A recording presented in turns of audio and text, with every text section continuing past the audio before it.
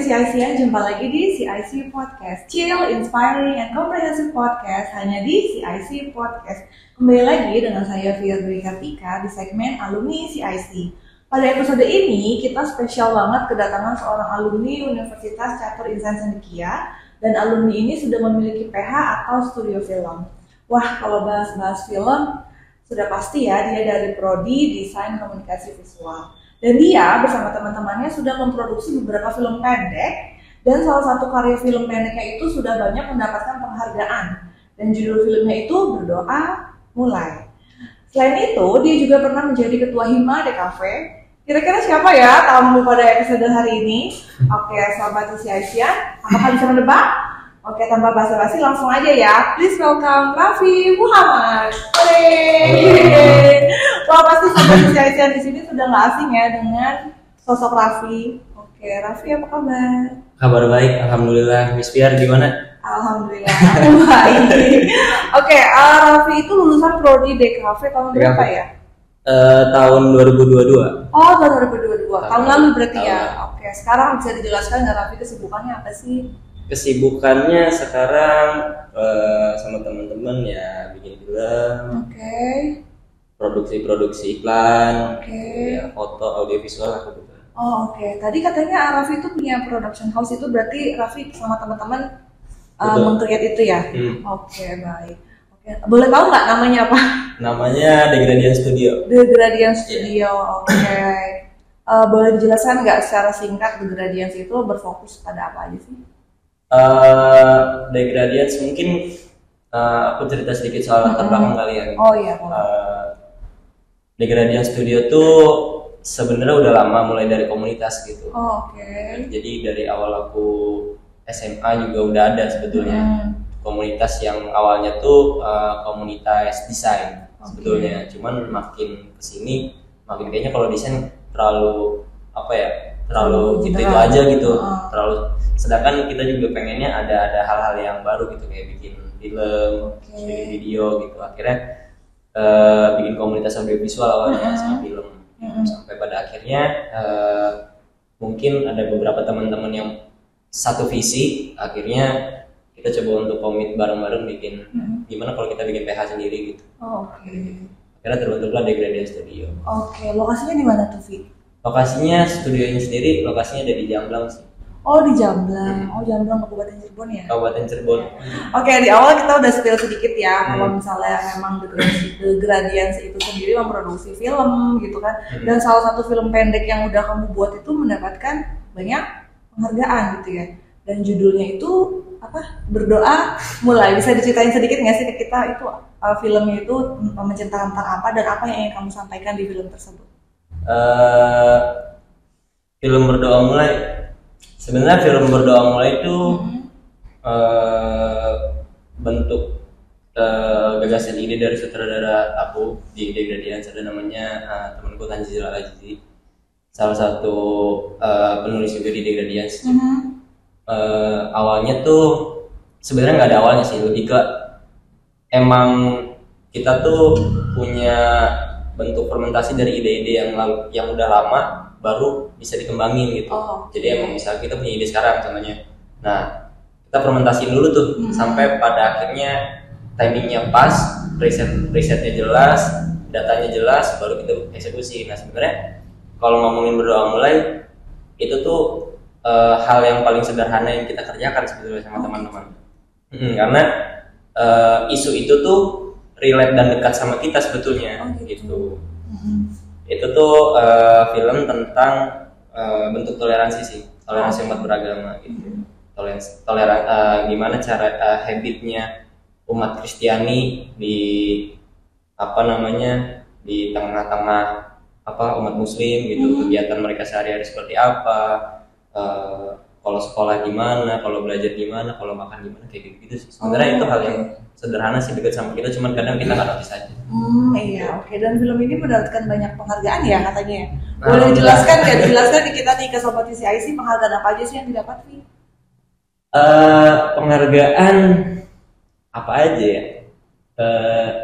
Alhamdulillah sih The Gradients mungkin salah satu film yang paling banyak dapat penghargaan film ini sih, film Berdoa Mulai ini sih. Oke.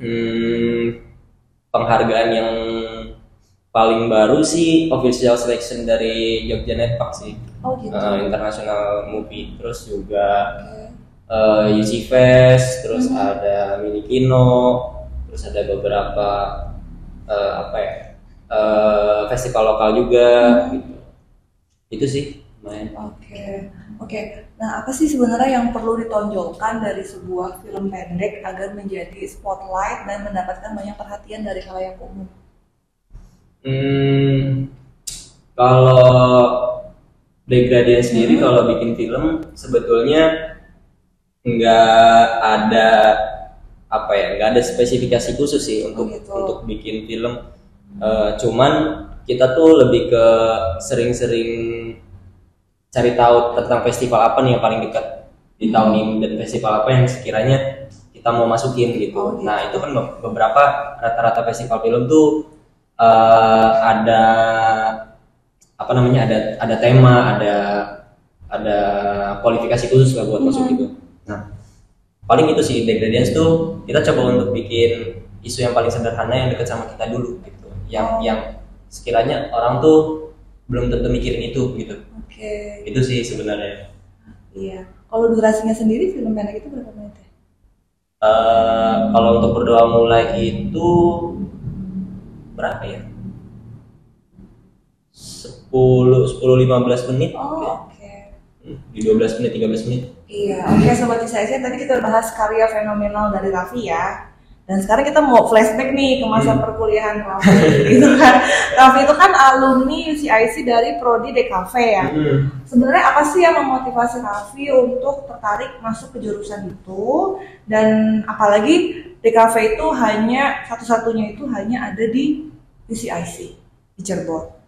Apa motivasinya pada saat itu? Motivasinya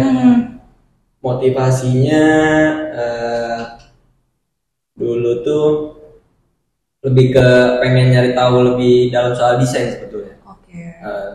Pengen nyari tahu lebih dalam soal desain. Cuman setelah pas terjun, aku malah bosan sama desain. Oh gitu. Jadi mau bikin apa gitu ya? Iya, aku malah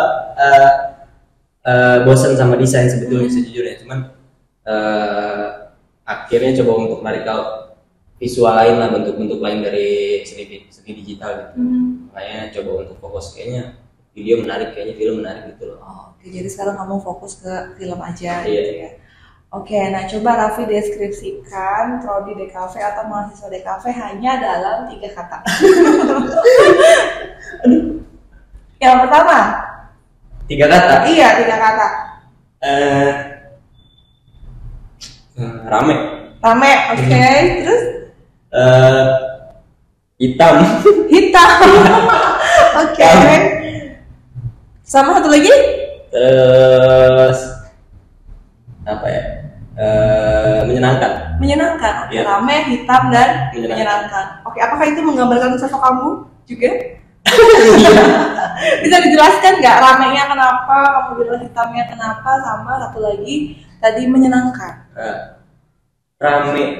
Ramenya tuh apa ya? Mungkin pengalaman aku pas zaman kuliah ya, kita tuh saling berbaur lah gitu, nggak cuma dari satu satu semester doang gitu. Maksudnya nggak cuma dari satu angkatan doang, kita juga kenal sama yang di bawah kita kenal juga sama yang sebelum-sebelumnya di atas kita, senior gitu. Terus juga kalau ngumpul segala sering bareng gitu. Itu sih ramenya tuh di situ. Terus juga pengalamanku mungkin kan tugas-tugas segala macam masih manual. Nah itu tuh pada saat aku kuliah tuh kita kayak punya satu base gitu, di mana tempat itu tuh dijadiin base campnya kita buat nugas gitu. Nah itu selalu rame tuh, jadi nggak pernah sepi gitu. Iya, oke. Lalu yang kedua itu hitam, itu apa? Hitam tuh nggak tahu sih. Cuman lebih spesifiknya mungkin teman-teman di DKV kayaknya lebih seneng pakai kaos hitam gitu. Oh gitu. Lebih sering pakai atribut yang berwarna hitam. Gitu. termasuk Raffi sendiri juga gitu sih. Oh gitu, kayak Black Mamba gitu ya. Iya. Oke, satu lagi tadi yang terakhir itu menyenangkan ya. Oke, menyenangkan sendiri itu maksudnya gimana, Vi? Menyenangkan tuh apa ya? Mungkin pas aku masih kuliah, aku coba untuk nanemin apa ya, hal-hal yang sekiranya kalau kita mau ngerjain itu tuh harus menyenangkan gitu. Apa namanya, outputnya tuh harus menyenangkan. Nah, mungkin itu juga diberlakukan sama di bawahku mungkin sekarang. Jadi kalau kita mau bikin pameran, kalau kita mau bikin kegiatan apapun lah, live painting atau bikin film juga, nah terlepas dari proses kreatif yang mungkin kadang ada dramanya, ada hingar-bingarnya, ada capeknya, nah outputnya tuh harus menyenangkan gitu. Outputnya tuh harus sekiranya itu jadi hal yang paling berkesan, hal yang sekiranya yang bikin kita, oh iya kemarin tuh kayak gini loh gitu. Jadi bisa diceritakan lagi, jadi kayak akhirnya tuh nggak ada sakit hati ngerjain gitu tuh. Jadi tidak ada beban ya untuk melakukannya karena kamu suka gitu untuk melakukan itu. Oke, tugas apa sih Raffi yang paling memorable dan yang Raffi ingat sampai sekarang, atau mungkin mata kuliah apa yang tidak bisa Raffi lupakan dan teringat sampai sekarang? Mata kuliah? Iya, mata kuliah sama tugas apa? Mata kuliah yang tidak pernah dilupakan. Bahasa Inggris nggak sih? Bahasa Inggris sama Miss Fendi. Miss Fendi juga suka. Oh, sama saya juga. Iya. Oke, ternyata bahasa Inggris mengena banget ya Raffi. Enggak. Oke, berarti dalam bahasa Inggris ya mungkin mata kuliah yang berhubungan dengan desainnya itu apa? Kalau mata kuliah dari DKV sendiri mungkin Nirmana. Oke. Nirmana lalu tugas yang memorable-nya apa? Tugas memorable. Bikin apa gitu? Bikin apa ya? Waktu aku lupa sih mata kuliahnya apa, cuman mata kuliah kolase waktu itu. Mata kuliah kolase itu memorable-nya tuh kita bikin karya cukup besar, tugas kelompok, dan itu tuh kita harus bikin dari barang-barang bekas, tapi waktu itu temanya mungkin kain yang ada di rumah. Itu sih, jadi kayaknya itu masih ada deh di sampai sekarang. Oh, Dipajang. Berarti karya kamu fenomenal juga dong pada saat kuliah. Aku lihat salah kayak ini aku gitu dipajang. Sekelompok sih. Sekelompok. Oke. Raffi, apakah ada mata kuliah yang dapat diaplikasikan Raffi pada saat bekerja sekarang di studio? Banyak. Lumayan banyak. Apa ya? Basic desain mungkin. Basic desain. Dasar desain segala macam. Terus juga branding. Pemahaman terhadap branding, pemahaman terhadap digital marketing. Terus juga ya hampir semua justru malah diaplikasiin sebetulnya. Iya. Okay. Nah, tantangan terbesar apa sih yang Raffi hadapi setelah lulus dari UCIC ini? Tantangan terbesar? Iya. Apa ya?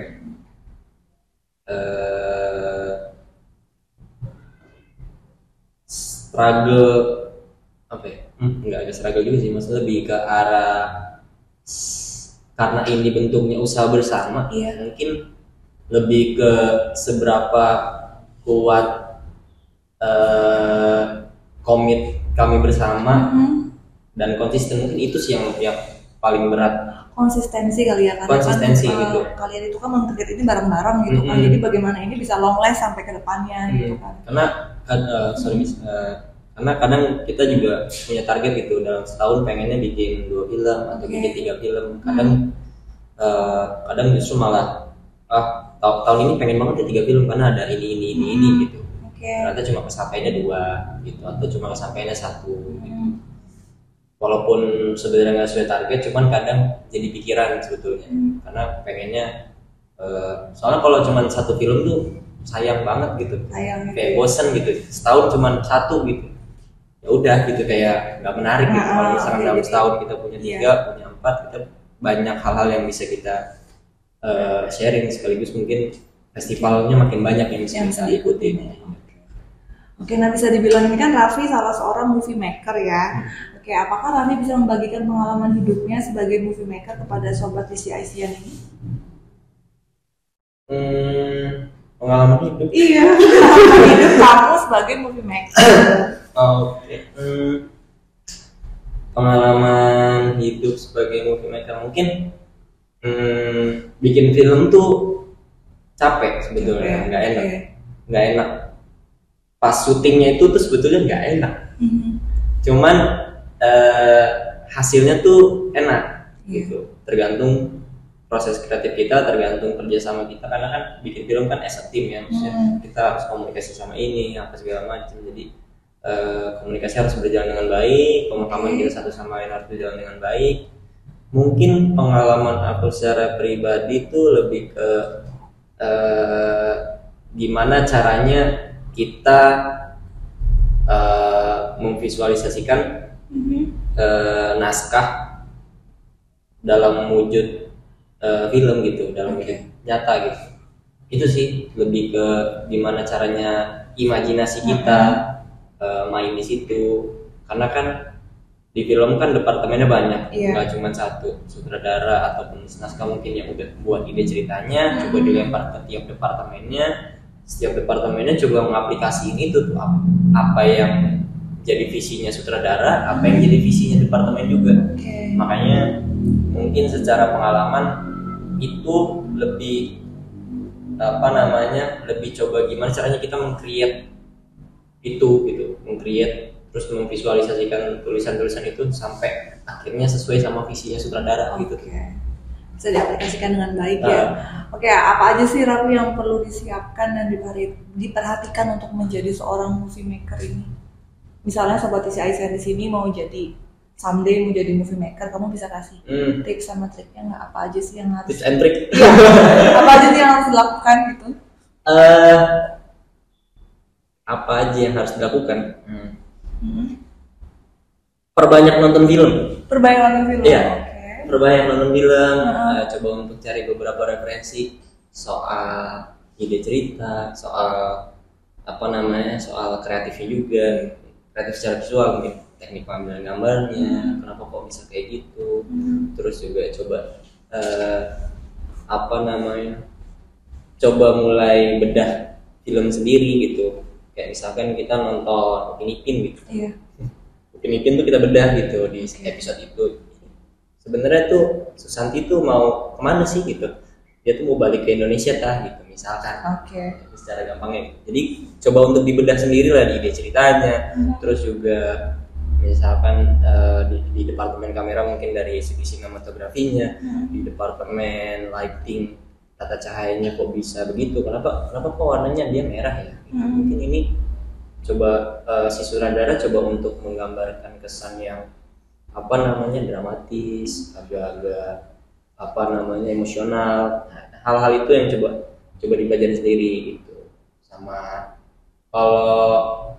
alat sih. Tools gitu. Sama tools pemahaman kita terhadap alat, terus soalnya banyak tuh, maksudnya kompleks banget, jadi kayak persiapan kita tuh mungkin pelan-pelan dari itu dulu sih, secara basic pemahaman kita terhadap itu. Iya.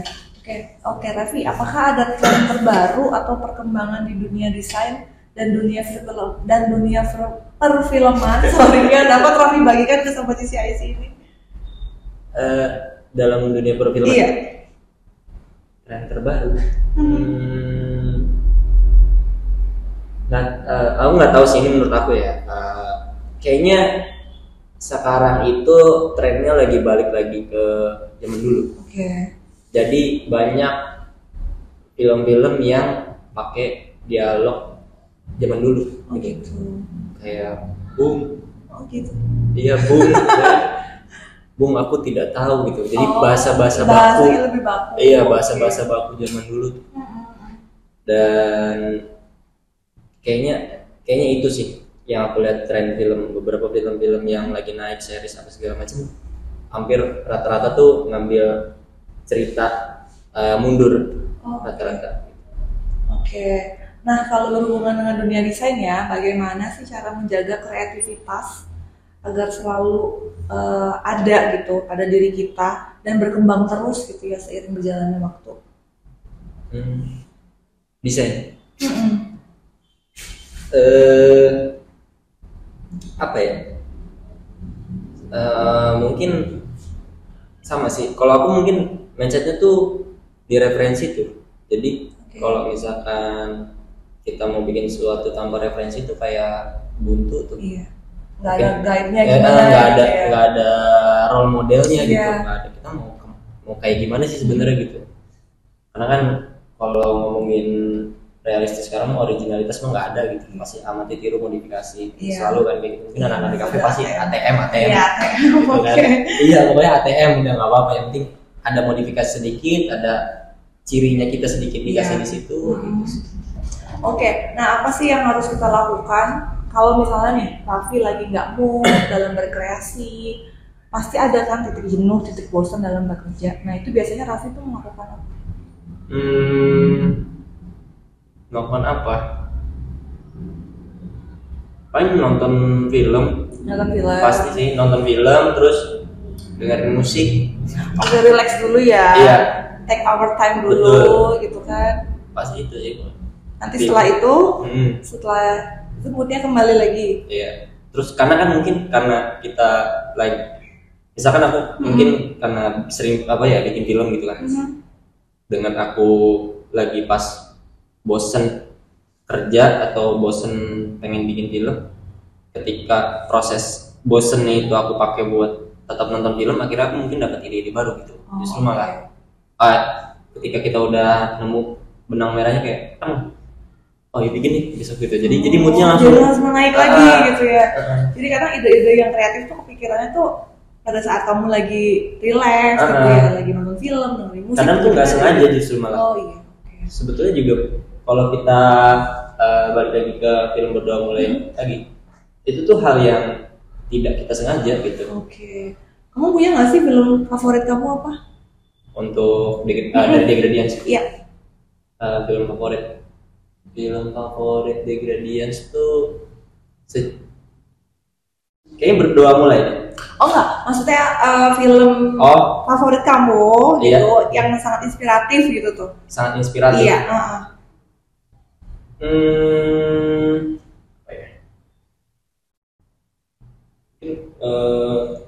Aku suka Interstellar. Oke. Interstellar itu kayaknya oke banget lah.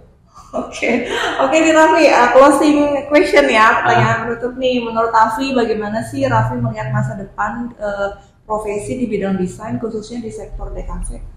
Apakah Raffi bisa memprediksi apa yang akan menjadi perubahan yang penting gitu dalam beberapa tahun mendatang?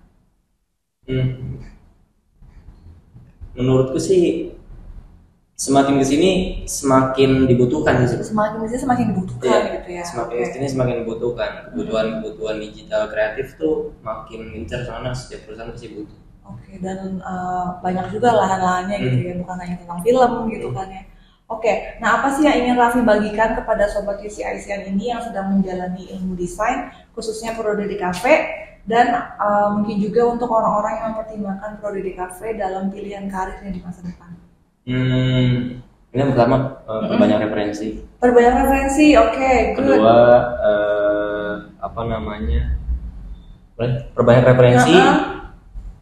bikin terus sampai pada akhirnya orang tahu itu punya kamu gitu. Bikin sampai akhirnya viral gitu kan ya. Pertanyaan terakhir nih, karena sebentar lagi akan ada acara wisuda. Iya, bentar lagi wisuda dong. Sebagai alumni UCIC, apa sih motivasi apa ya dan pesan apa yang ingin Raffi bagikan kepada para calon alumni yang akan wisuda tahun ini? Pesan. Apa ya? Jangan nakal. Terus juga nurut sama orang tua. Iya, semoga sukses sesuai sama passionnya gitu, sesuai sama bidangnya masing-masing, sesuai deh. Yang disemogakan akan tersemogakan gitu deh. Ya, demikianlah segmen alumni CIC yang mendatangkan alumni CIC yang dapat membagikan kisahnya sebagai mahasiswa di CIC sebelumnya dan sekarang sudah menjadi dirinya sendiri yang dapat memutuskan mau jadi apa sih setelah lulus dari kampus tercinta ini. Salah satunya di segmen alumni CIC. Oke, nah sekarang ini kita kedatangan alumni Prodi DKV dan semoga kedepannya kita bisa kedatangan alumni dari prodi-prodi lainnya. Terima kasih kepada sahabat di CIC-an yang telah meluangkan waktunya untuk mendengarkan CIC Podcast. Jangan lupa untuk mengikuti episode selanjutnya hanya di CIC Podcast. Chill, inspiring, and comprehensive podcast hanya di CIC Podcast. Don't forget to like, subscribe, and comment. See you on the next episode. Via Dewi Kartika. Bye-bye.